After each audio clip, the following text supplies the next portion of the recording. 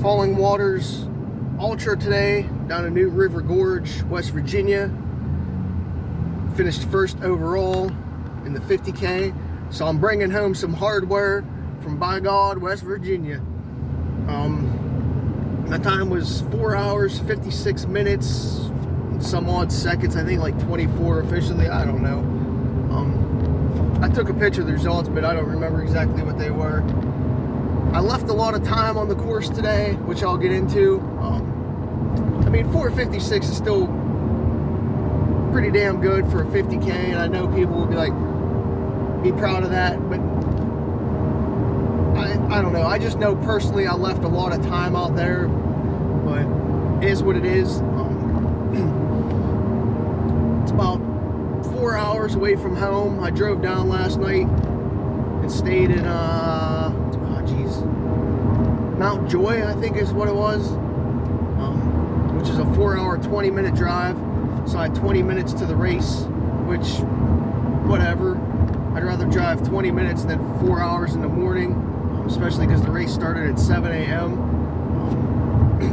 There was no way I could drive last night 4 hours and try to race. I'm not that stupid. So I stayed, took a nap after work for like an hour and a half before I actually got all my shit together and drove down. Didn't even get in last night till like 8:45 to the hotel. I ate some big Italian hero sub from work. Got showered up, got a nice poop in last night. Yeah, I got decent sleep I think last night, maybe 5 hours, maybe, well, around there, give or take 20 minutes either direction, which is generally unheard of for when I travel, or what's been happening when I travel, so I was happy with the sleep. I had a breakfast sandwich that I took down because I didn't know what the hotel was going to have or what time the hotel actually had breakfast, but they started at 5, so I got up for that. Because being only 20 minutes, I really didn't even have to get up till 5:20, but I think I actually woke up at 5 on my own, head over, got breakfast. A little different than my normal routine, obviously. I had a bowl of, well, 2 bowls of Fruit Loops. I started out with 1, but it's just those little styrofoam cups. If you ever stay in hotels and shit, you know how small those bowls are. So I actually had 2 bowls, a cup and a half of apple juice. So I was like, yep, probably gonna start the bowel movements pretty good today, and probably regret this with the apple juice and the sugar and the milk. I was like, it's probably not gonna go well, but I really didn't feel like eating my breakfast sandwich because honestly, my refrigerator, I guess, was turned down. So when I was taking shit out this morning, nothing, like my ice packs weren't frozen.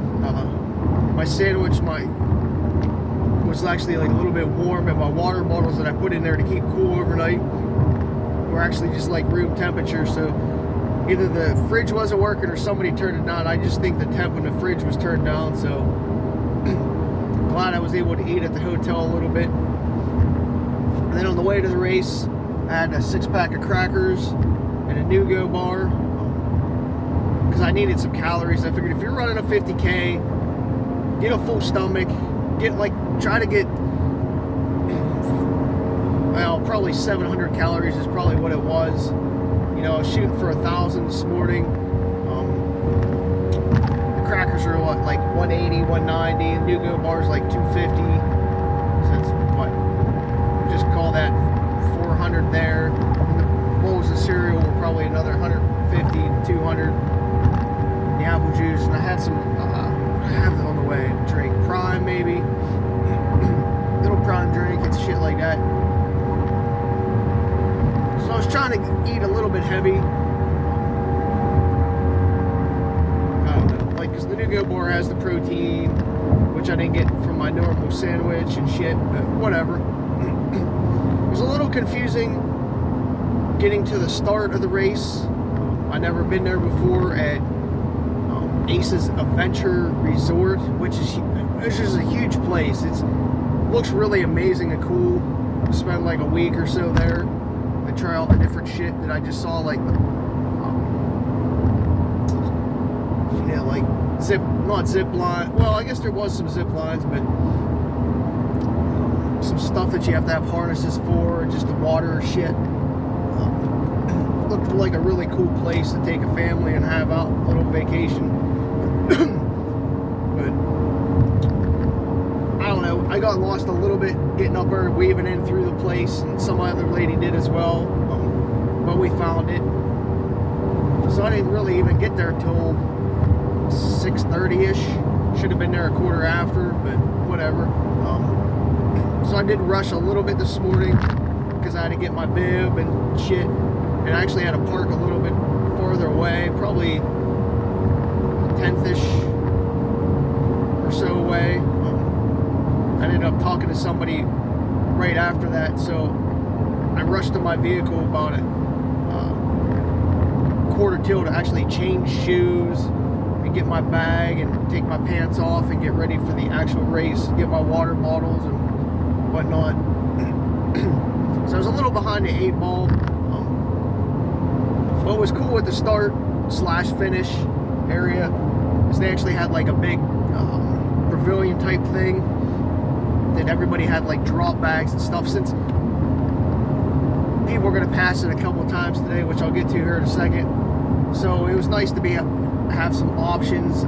So if you were like a solo runner, whether doing the 50 or the 100K, you know, you could change clothes, get your nutrition that you needed, and not have to worry about drop bags later in the race, like out amongst the woods where, you know, you have to wait for 8 stations to close to be brought back. So you had that all right there. So I was like fiddling around, getting my shit ready, even at the start. Probably had like 3 minutes. I'm still trying to get my shoes tied right, my MP3 player on, my shit in my vest, because my bottles wouldn't go down because I had stuff in the front pockets. So I was just getting a little frustrated. I had to add my noon tablets to them still. So I got to like the start line right as we were getting let go. It's like, all right, we're gonna go here in like 30 seconds. I'm like, oh shit. It's like I'm still stuffing down, zipping shit up. It is what it is. I started with compression shorts, calf sleeves, gaiters on my, I think I got Paragon 14s on today. I think that's what number I'm on. 13s or 14s, whatever the newer ones are. Wore a shirt, and I took my hydration vest, had both bottles filled up with 20 ounces of Noon caffeinated, I think wild berry flavor. Had some nut butter on me. Took some wet wipes because I figured I was going to shit myself at some point. I had to take a cup because it was a cupless race. What else? Oh, I did have some ginger ale blocks and a honey stinger in my vest in the back. I took a gator and a safety pin to pull my shirt up and pin it to my vest at some point. So that's what I started with. I didn't really want to with all that shit. And I'll be honest with you, I was thinking in the back of my mind, you're probably making a mistake that you're going to regret almost instantaneously. But I went with it because I really didn't have time. Even though I played around mentally with it last night and even this morning on the drive, I was like, what do you want to start with? Because the temps were about 60 this morning. It's 78 in the vehicle right now. When I left, it was 77 in the parking area. It got really hot and humid, especially for us that are not used to it right now this time of year. But I knew it was going to be in the 70s at some point this morning. So that's why I wanted to go with my naked belt earlier, but I was like, whatever, we'll just see what happens and how things play out, because you don't know the course, you don't know how technical it's going to be and how the 8 stations are and shit. So just be smart and take your vest early on. And then like 2 miles in, I'm like, yep, getting way too hot for this shit. I knew it was a mistake. But what are you gonna do? I was like, all right, I'll just switch it out. The second lap, getting more naked and be a little bit more comfortable, hopefully. So the 50K, I guess I should premise this, is 2 laps of 15.5 miles, roughly 2,300 feet a gain. So like I said, so you can come back to that pavilion. Well, you go past the pavilion on your each lap, so you can cross over the start and finish line mats. So it's nice because if you're doing the 100K, you come over 4 times and you actually can have like a bin or something there. So again, you can change your shit out, mix things up, get the fuel that you actually need, and so forth. They also had a relay, a 2-person relay, like for the 50K, and then a 4-person for the 100K. And you can also mix that up. You know, somebody could do like 3 laps for the 100K, whatever, and so forth.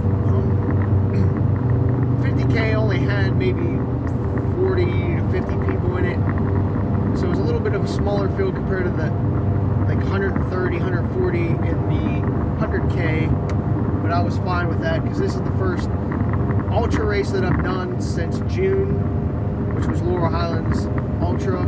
So it's been 10 months. I haven't ran anything over 21 miles since then. I've had a couple, you know, obviously 20-mile runs, so I've had like between 20 and 21-mile runs, a bunch of them, especially the last couple weeks.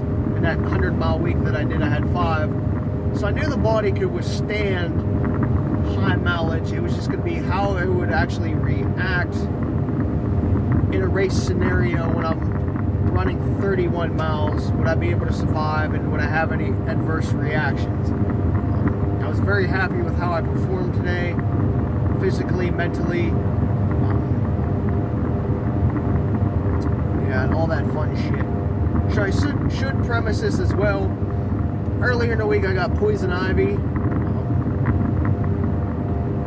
and I got it real bad, so I actually had to start taking pills because it actually started going like towards my nuts and all my eyes. So I actually been taking pills. So I didn't know today, that was like one of the big X factors and unknowns going in, was how are these pills going to make me feel as I'm running and actually like racing.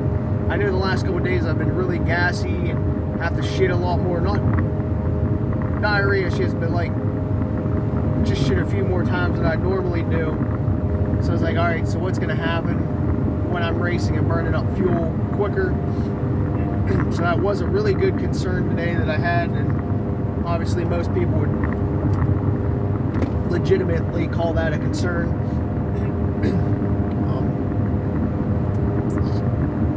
So yeah, I got hot. So on the first lap, I got hot a little bit, but I was running comfortably. I basically ran comfortably the whole entire race. Never really had a red line at all.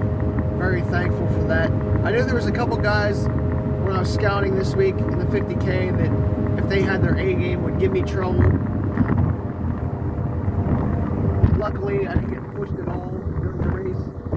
I know a couple guys took off right away from the start. I think there was 3 total. I caught one relatively quickly. But they were all relayers, as far as I was told, so I wasn't really worried about all them. Because like, they could turn and burn in their 1 laps, or you know, maybe even if they're doing 2 laps. That's more power to them. I don't have to turn and burn, so I can just run and relax a little bit more. And I didn't know what was going on behind me. I would look back at some sections where I, you know, would give me a rough estimate of a minute or minute plus time from the field, and I could never see anybody. So I was happy about that. Because I guess going in, I set a Pace Pro for 5 hours and 10 minutes. I was sort of comfortable with that. Looking at the field and not knowing the course, I'd be like, all right, with not knowing the field, knowing the course, the competition competition and so forth, and how my body was going to hold up. I was like, 5 hours and 10 minutes to me was reasonable today. Didn't want to shoot too high into the stars and fail because, again, I didn't know what I was going to be capable of. So that 5:10 mark was my go-to today on my Pace Pro. I actually had it on my watch. I actually redid the map that they sent out because it was only for one lap. So I found this website that I could make it double. It really didn't work out well, which I'll get to here shortly. Oh, what was I going with that? Fuck. Anyway, so yeah, anything under that 5:10 I was going to be happy with, but mentally I was sort of hoping for something under 5, because that seems to be about my ultra range, like my 50Ks. You know, I shoot for a 5 hour or below time-wise, and it seems to be what I've been doing. So that just lets me know I'm sort of in shape, what I'm capable of at the moment, depending on the course as well. Because, you know, you can't compare this course to like World's End, but you can compare, like, say if it was like Ghost Town Trail Challenge, like I would definitely be able to do it a hell of a lot faster than this. But World's End is going to be like probably a little bit slower. So there's that. I would say it was a completely runnable course. There was really no PA standard technical sections. So you should have been able to keep, like for me, under a 10-minute pace the whole time if you're actually pushing. I would say like 9s or less if you're actually trying a little bit. I think my overall pace was 9:33. So if I was in a little bit of shape and I was pushing, definitely would have been in that 9 or under pace mark. Again, depending on the course. But it was really runnable. A lot of like double wide sections. There's a couple of little road accesses. They were only like for 3/10 here, 2/10 there. It wasn't like you were going like miles on access road, like gravel sections. The longest one was probably, the finish of each loop was probably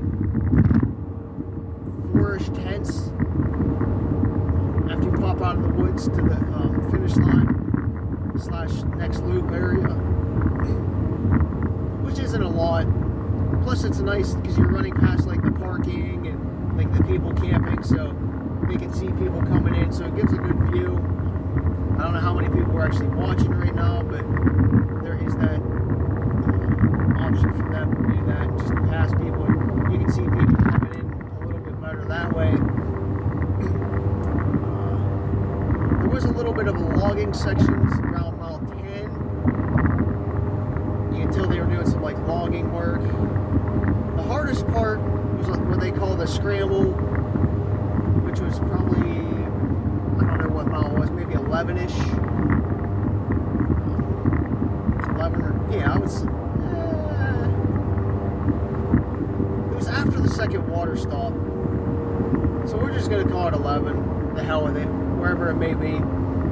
You're going up a couple hundred feet of basically like a waterfall type feature. So big rocks and shit like that. You could tell if it rained or something, there'd be water coming down the mountainside that you're trying to climb up. But it was dry, so it wasn't bad. But that's a scramble that, you know, everybody talks about. Which, I mean, it isn't bad because it's only a 10th-ish. So it's not like you're climbing a huge amount and wasting a ton of energy and time going up that feature. What else in the course?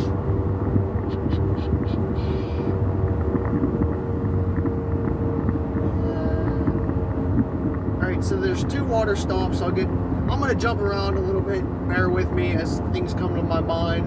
I'm going to get everything in. The 2 water stops are like 5.5 and 10.5 into the race. also, you pass those both times on each lap. They're unmanned aid stations. That's one of my only gripes of the race is they're unmanned aid stations, so there's no food at them. They just have water, and they were using gnarly drink, which I don't know if I've ever had gnarly before.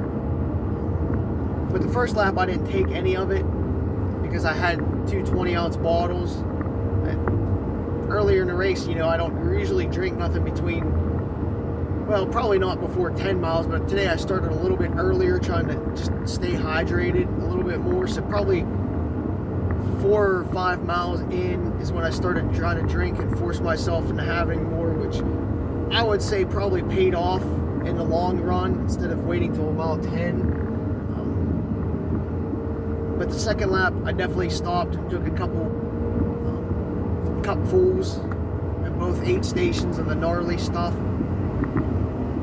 Just because I was trying to conserve on that second lap my 2 9-ounce bottles of Nuun caffeinated. I didn't want to use them up. I'd rather have that caffeine if I hit like a low point to boost me a little bit, so I was trying to rely on that gnarly. I think it might have had calories in it. I'm going to have to look back into it.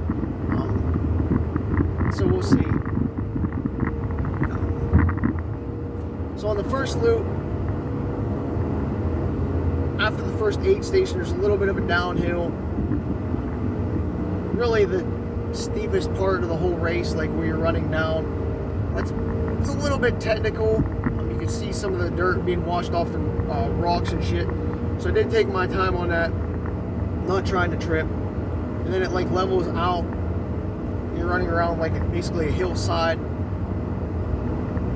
And then you shoot up probably around mile 7-ish, I would say, maybe 8. Between 7 and 8, there's like a quick switch back up a hill. On the first loop, I missed it. It was actually when I was videoing a clip. That's probably why. You'll probably see me in the clip because I'm going to post it. I like run into another dude and he's like going the wrong way. We don't have flagging. So we lost maybe a half mile on the race, so 5 to 7 minutes backtracking. I mean, I would say I lost a half mile total.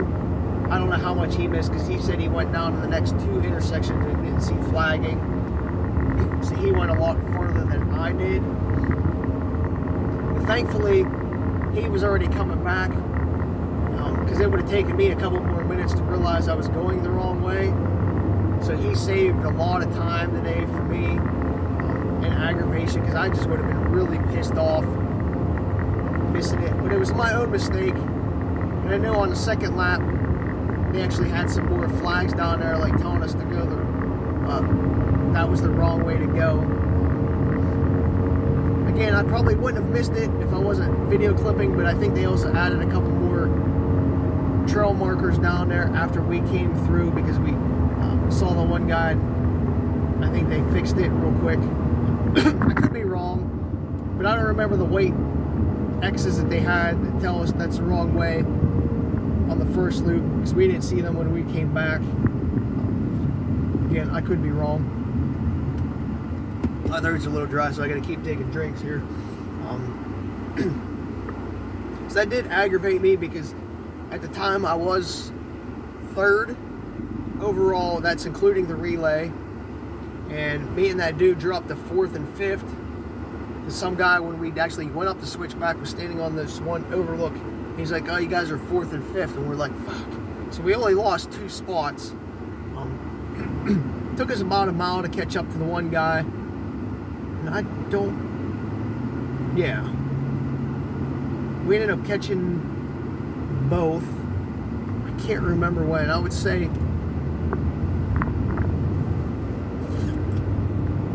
I don't know. Either way, whatever. We caught both at some point.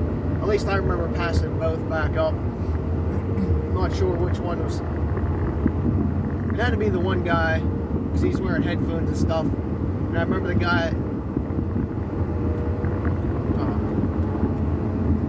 who who I was following back, because I was just basically drafting him as we were running back and trying to catch them. He was yelling out, behind you, behind you. The guy wasn't paying attention because he had headphones in, and I yelled out, on your right. Finally he heard us and realized that he couldn't hear people coming, so he must have turned them down.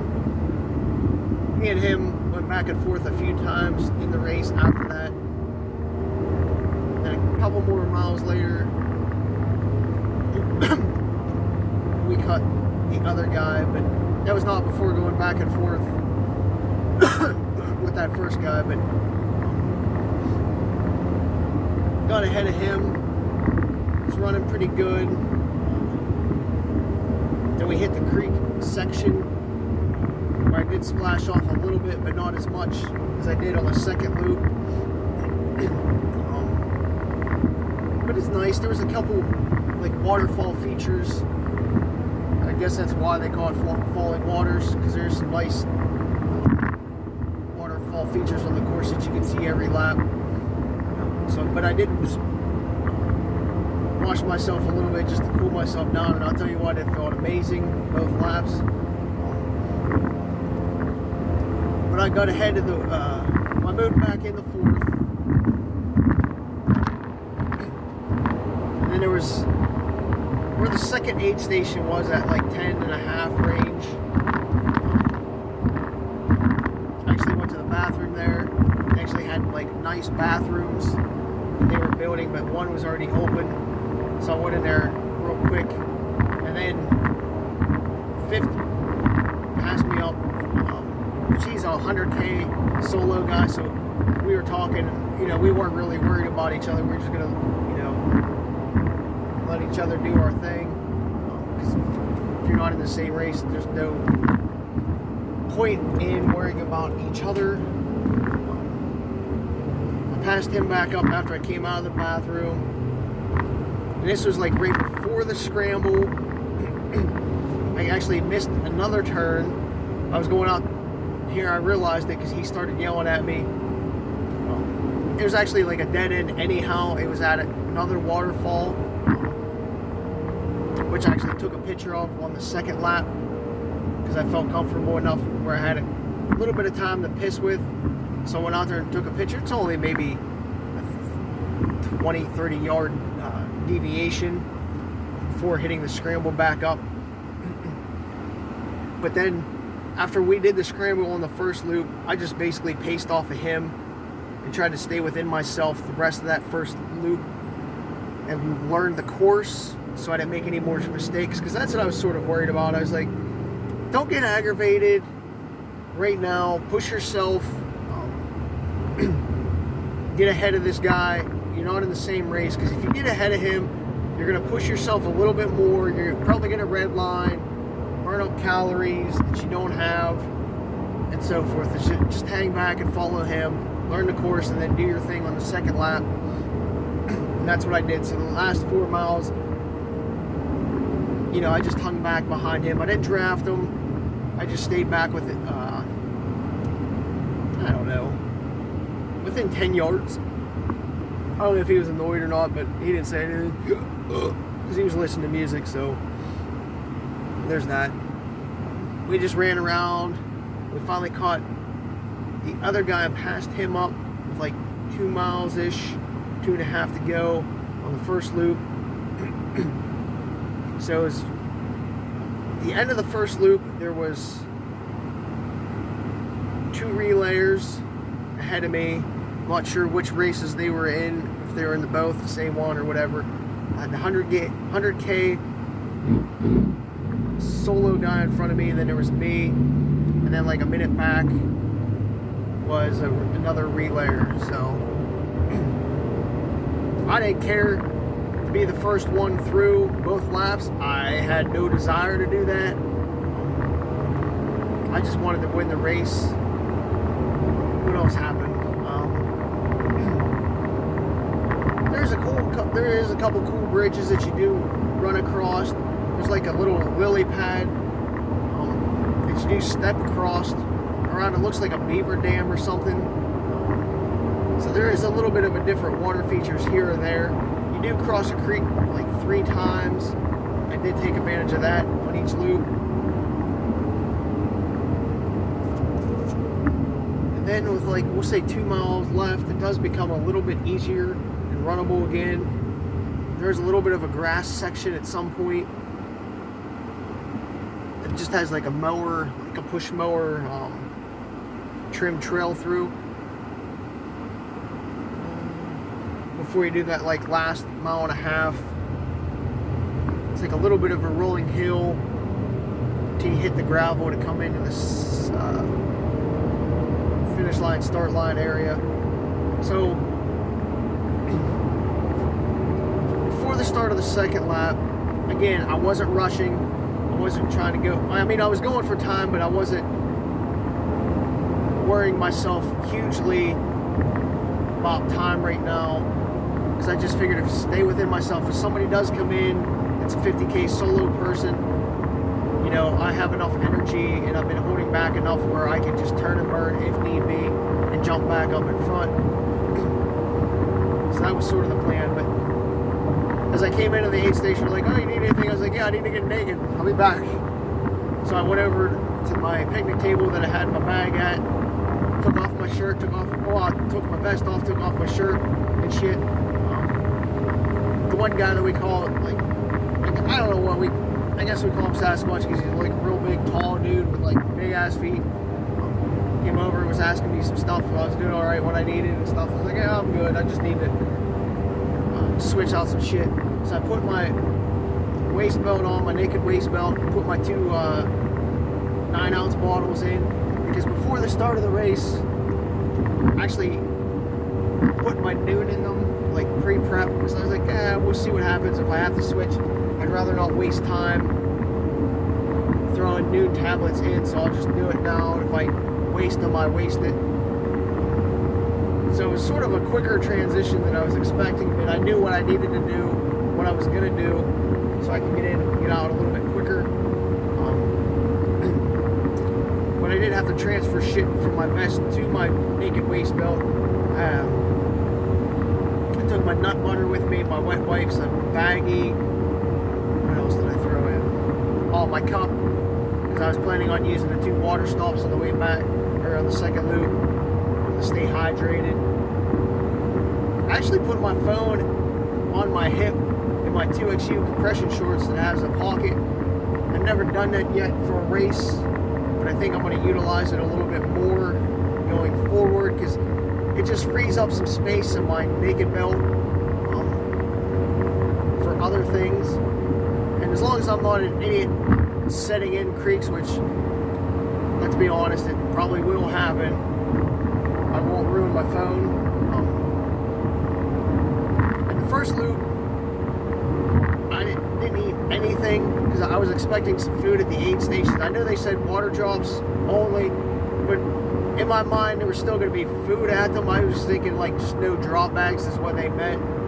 So that was my bad. So I was hungry on that first loop, probably starting around mile 9 or 10. So I had to go 10 miles, well, 6 more miles to the start/finish hungry. And that's another reason why I stayed behind that one dude, because if I went ahead, I was going to put myself in a worse situation than I was already in, calorie wise, just burning up more energy that I didn't have.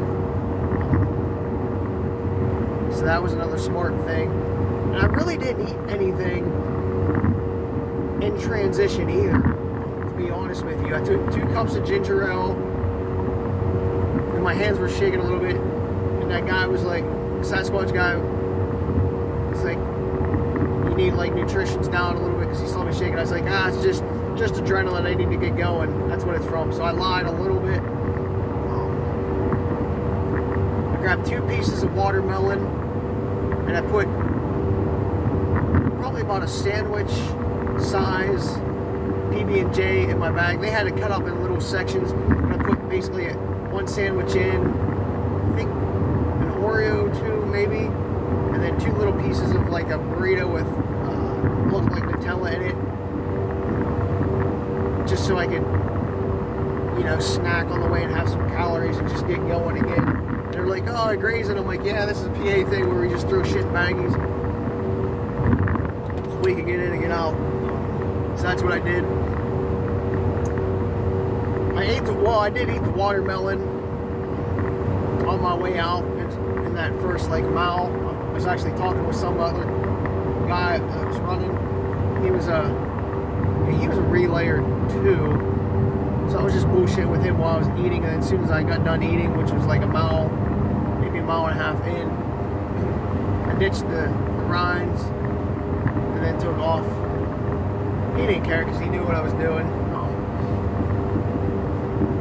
But again, right there, that's all I had for the first like 17 miles was my Nude, probably all 40 ounces of Nude, and 2 pieces of watermelon. So I'm way behind on calories. Right now I'm at 52, I'm at 4,600 calories. I stopped to go on Burger King's, but I'm probably still 25 to 3,000 behind in calories today, easily. I'm gonna fill it here in a little bit.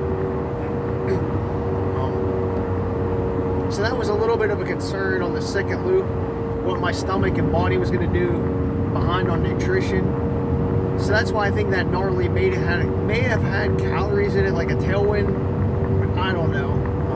Maybe it was just an electrolyte drink. I want to do some research on it to see maybe if that's what helped me a little bit. If not, my body went into like ketosis or fat adapted type state where I was just eating some fat or whatever for fuel, because I really wasn't hungry on the second lap, which was surprising considering how hungry I was on the first lap. Because the only thing that I did besides the watermelon was like a third of the peanut butter, like a third of a peanut butter and jelly sandwich, normal size sandwich. I took that right before that first aid station at like 5.5 on the second loop, just because I knew it was coming up. My mouth was so dry at that point. It was so hard to chew. There wasn't any saliva coming out. So that was like a red flag. But I figured do it there, then you can do it at the next aid station as well for calories. But other than that, I didn't take anything else out of the bag to eat, which I should have. So I just kept running.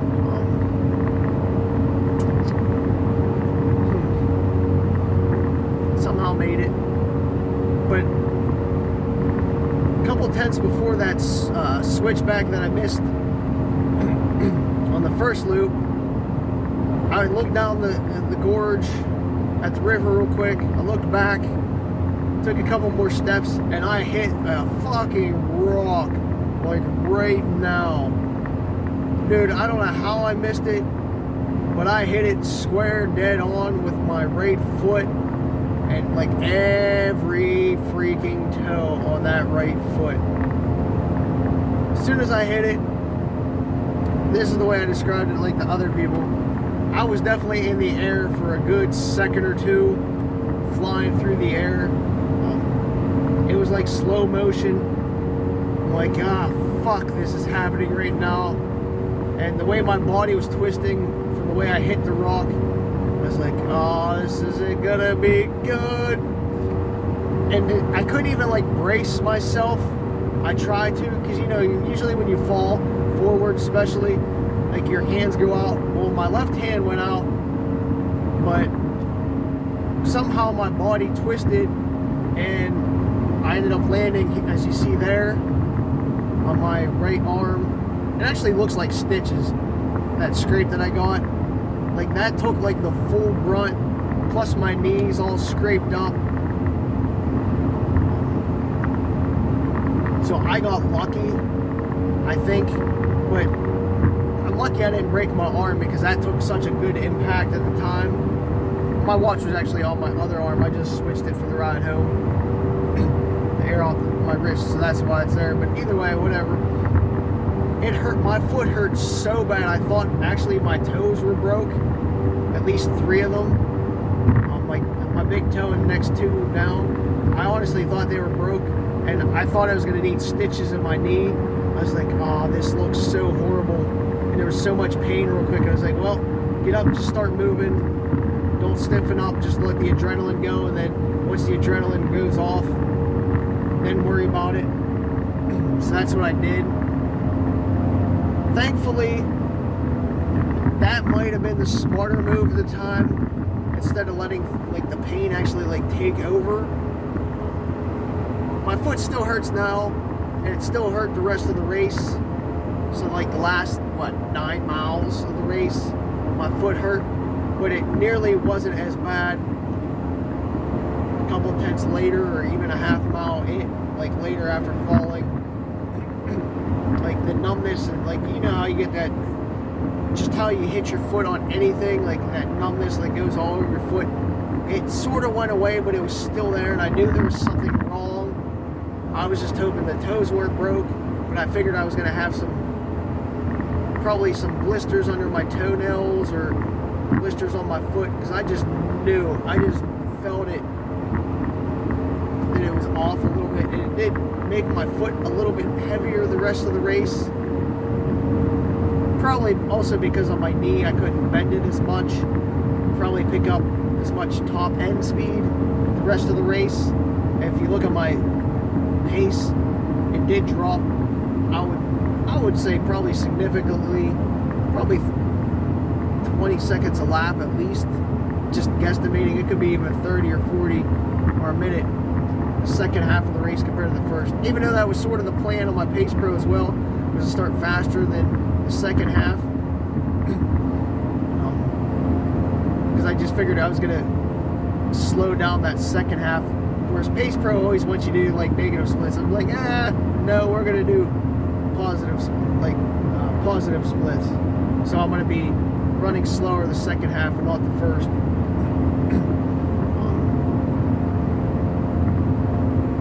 I'm trying to think here. So yeah, probably the time when I hit that switchback and got up to the top is when my foot got relief. But I knew my knee was like, this is going to cause problems, because when you have a gash right at your kneecap, it's right on my knee. I don't know if I can lift it. Yeah, see, start there if you can see it in the video. It's a nice gash in the deep part. You're just not going to be able to bend it. You have to keep it a little bit straighter, so you're not going to get that kick as much that you used to have. But whatever. Luckily, it didn't bleed a hell of a lot. Maybe a minute or two, then it finally went away. But this, left hand, there's just one little dirt or rock speck in it. I can get that cleared out, but my knee is going to be all fucked up for Pittsburgh Marathon next week. It's probably going to be horrible. Probably not going to run my race tomorrow that I was planning on going to, just because my knee is going to get too stiff tonight. So that's kind of disappointing. We'll see. Maybe I'll just go anyhow.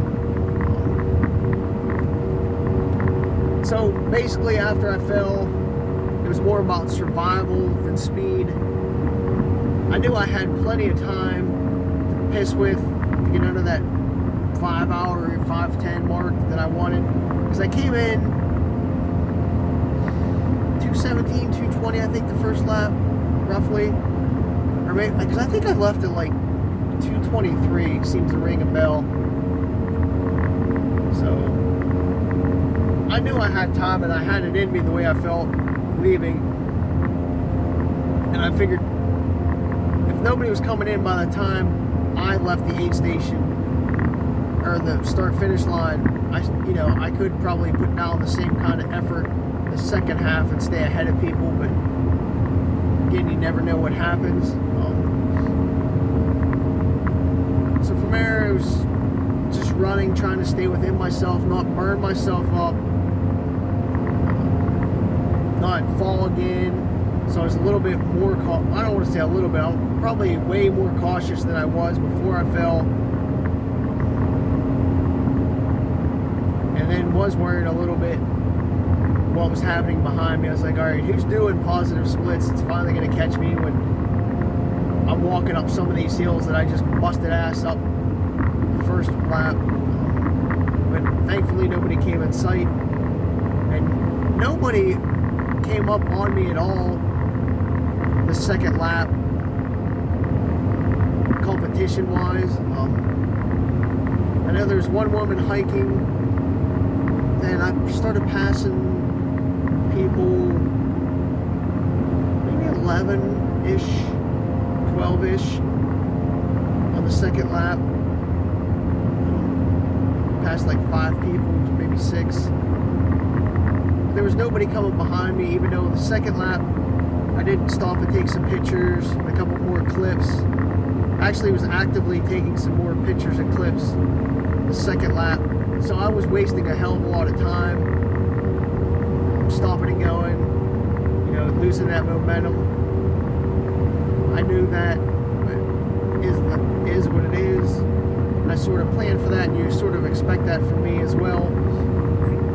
Because I wanted to get some pictures. I don't know if I'm ever going to come back here. I mean, not saying I don't want to, but am I ever going to have the opportunity to get to do the race or get these pictures again, and what the weather would be next time? Because it was nice weather today.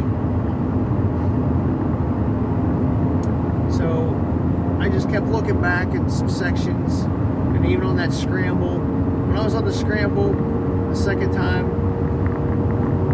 I figured I had 2 minutes at least from the next person, since I was looking down and I didn't see anybody. So that's at least a 2-minute cushion. So you still have no pressure on yourself to perform. So again, just stay relaxed and run within yourself. And I just kept doing that in any longer sections. Even when I did slow down a little bit more, like the last 5 miles, just looking, being cognizant of that, you know, those sections that, all right, I still have a couple minute lead for the next person, just don't do nothing stupid yet. I tried to stay hydrated as much as possible. At the second aid station, that 10 mile, I did take another 3 cups of gnarly. I did notice some ants on the table, and both, they're funky looking, like red ants, or orangish. And I tried to sparingly use my Nude until that last 5 miles, and I started drinking it a little bit more and get a little bit of a mental boost and hydration boost as well.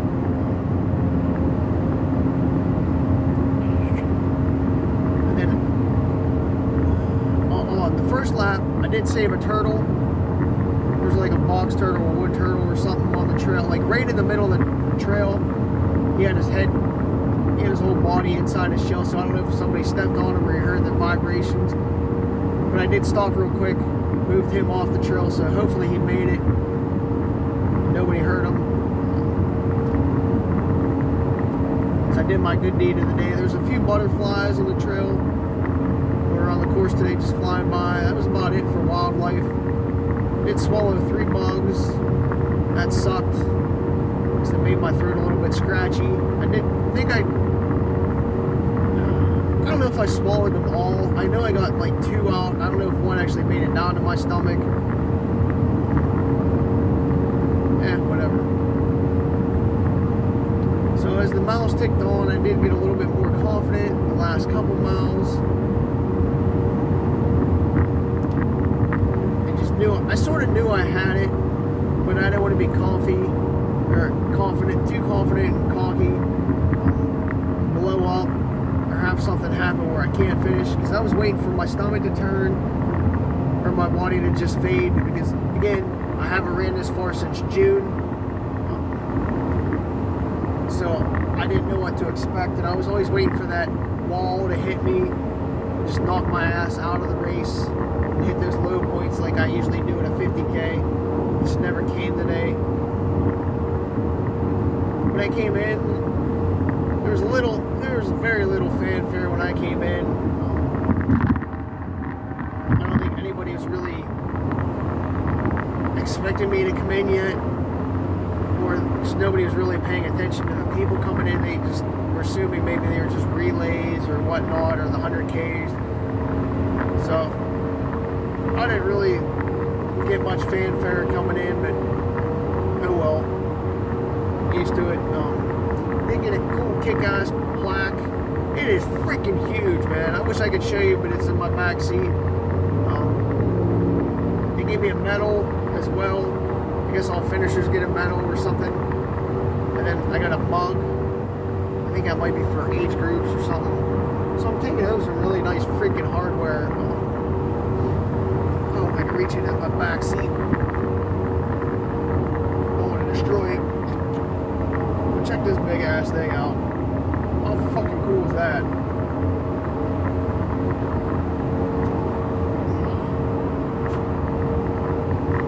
I'm on the highway, so there's nobody around me.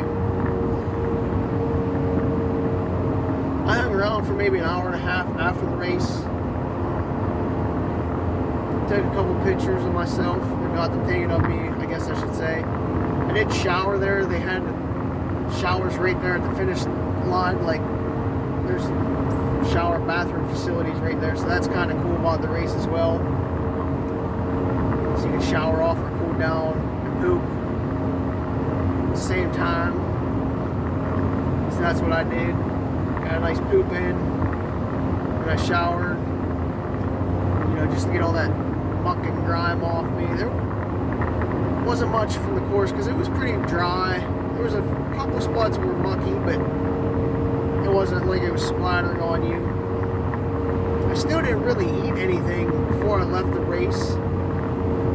I did talk to a bunch of people, tried to make some friends. I did have this jumbo shaved ice. This lady was selling it. She's like, "Oh, you're the first jumbo of the day." I'm like, "Woo!" I didn't realize how huge it was. It was probably bigger than this cup now, but I got red raspberry. I was gonna do some kind of like cool flavor, like key lime pie, but I didn't know how it was gonna taste. Never having a shaved ice key lime pie, and I didn't know how I was gonna feel in my stomach. So I was like, I'm just gonna go with red raspberry, something I know I can handle, and then I know I like from past experiences. So I'm kind of disappointed I didn't do the key lime pie, but I think it was the right choice. So that was really the only thing I had. Besides that watermelon, there's a couple pieces of peanut butter and jelly until I got my Burger King. So the breakfast to Burger King was probably 7.5, I'd say close to 8 hours. And I didn't have much at all to eat. I'm probably gonna crash later, hard. Or I'm just gonna retain a bunch of water and food and stuff.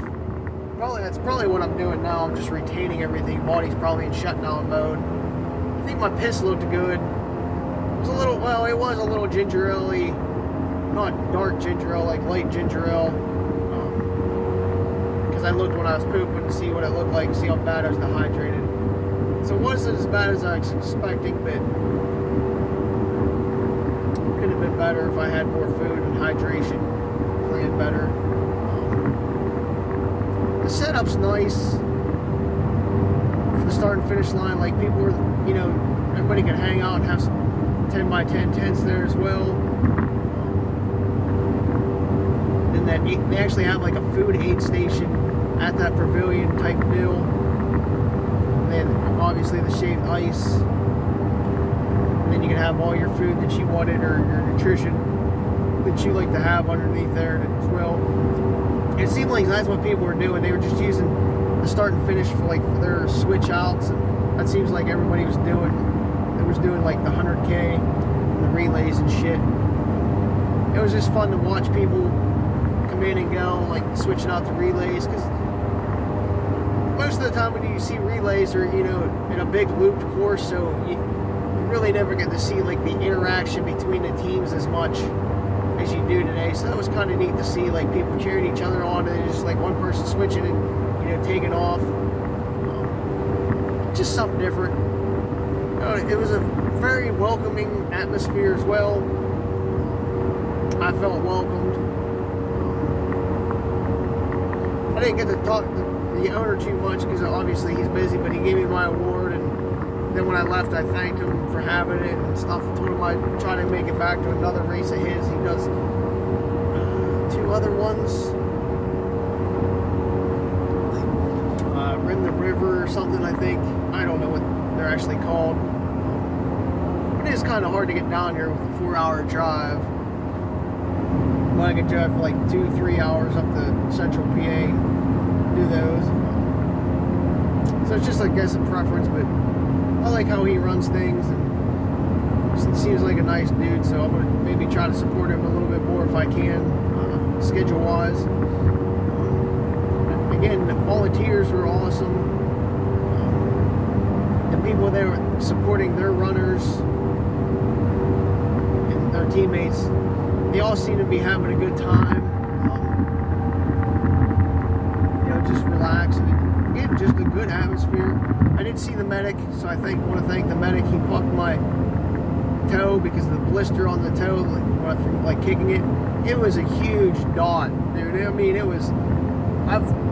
I don't know the last time I had a blister, like a blood blister that big. So it took probably the blunt of the rock, like when I kicked it. I probably kicked it square on with that big toe.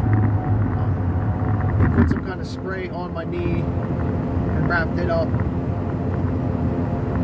So thankful for the medic there. Hate that I had to use and bother him, but I mean, that's what he's there for. But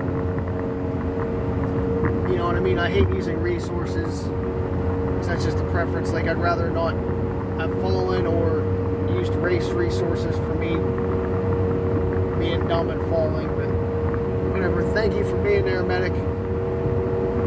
I think he's gonna post my picture of the blood coming out of my toe on his Instagram.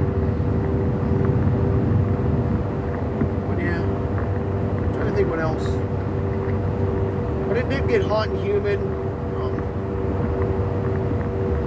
Even after I switched out shit, you could just feel the humidity in the air. When you're running in the woods, like any part of the woods with like trees and the more opener sections, you could just feel the moisture just evaporating off your body. So you're not even like sweating at that point. You're basically bone dry. At least I felt bone. Like with my shirt off, like I didn't even have like moisture on my body.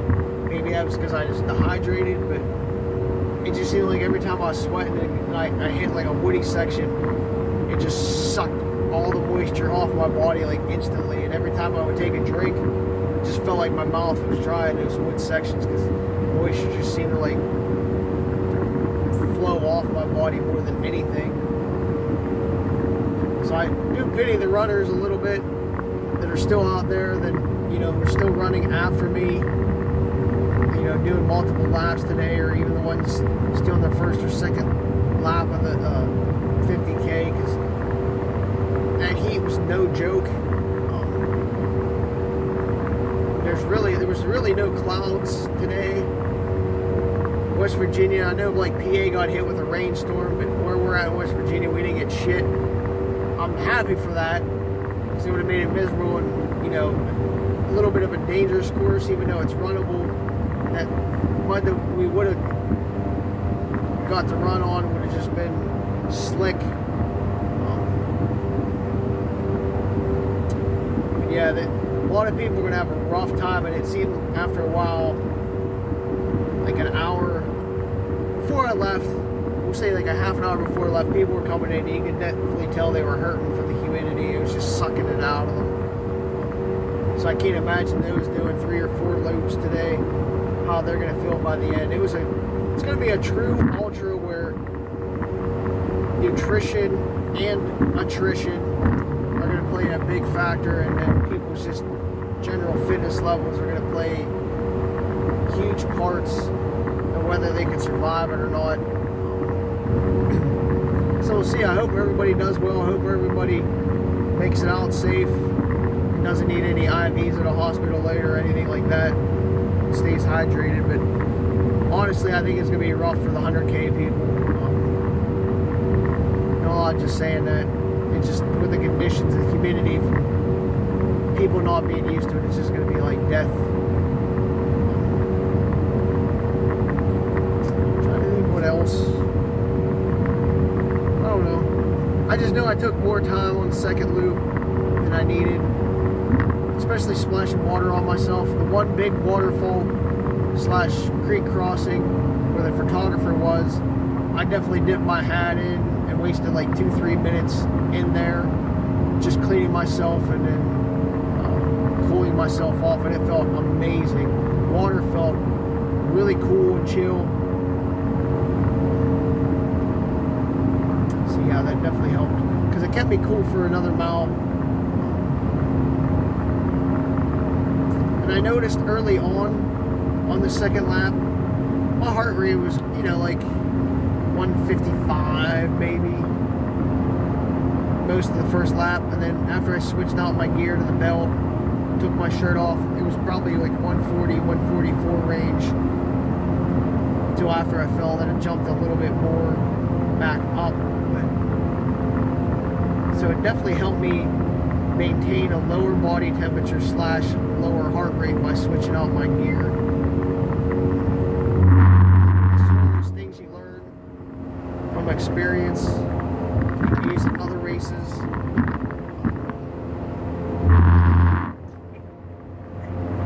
Well, it's a pretty good recap. It's been an hour. Happy I went. I had a good time. I would go back if I get the opportunity. It's a very runnable course. Again, I did it in 4:56, like 24. Somebody easily, even me, wanted to turn and burn. 4 hours and 20 minutes. I would say I could do it in 4.5 easily if I was trying to push or be pushed. I think if somebody really tried, you can definitely do it at like 410, 420 range, I think. I want to say with my ability and my skills, I would say I can 430 range. Again, I think I lost a half an hour today, just not pushing myself, not being pushed, taking pictures and clips, falling, getting hurt. So that left at least 20 minutes. I would say close to 30 out there. Now when I was bullshitting while I was eating watermelon and even switching off my shit, you know, just costing me a bunch of time. People were like, do you really think it's a half an hour? Well, yeah, because if you actually look at all the variables and things and my pace, you know, time starts ticking away, and a half an hour really isn't hard to waste in an ultra. And that's what I try to explain to people is, you know, you fuck around in an aid station for a couple minutes, you know, like 5 minutes, and there's 6 aid stations on a 50K course. That's a half an hour right there. And that's what happens with a lot of people. They just want to dick around and, you know, not get in and get out. So that's why people always like prepare to skip aid stations when they don't have to, and then get in and get out so they're not there for 5-6 minutes at each aid station, because it just kills your time. And like I felt like today, I just wasted too much time, not in transition, but just in general, not pushing. And I'm thankful though that nobody was pushing me, that I might have had to red line my body or exert it to a point where I might have blown up or hit a wall or anything like that. So having to run comfortable was pretty nice. Take home the win. But again, I could have definitely knocked a lot of time off. Other than that, got a nice 3-hour-ish drive yet to go home. Probably have to take a nap. Just leave it at that. So if you get a chance, go check them out. Check out Falling Waters Ultras. I would say it's definitely a good beginner's course. It's runnable. You know, if you're gonna do like a 50K, if it's your like first 50K, you know, being able to switch out midway point, different things is huge. So, yeah. All right, I'm done for this.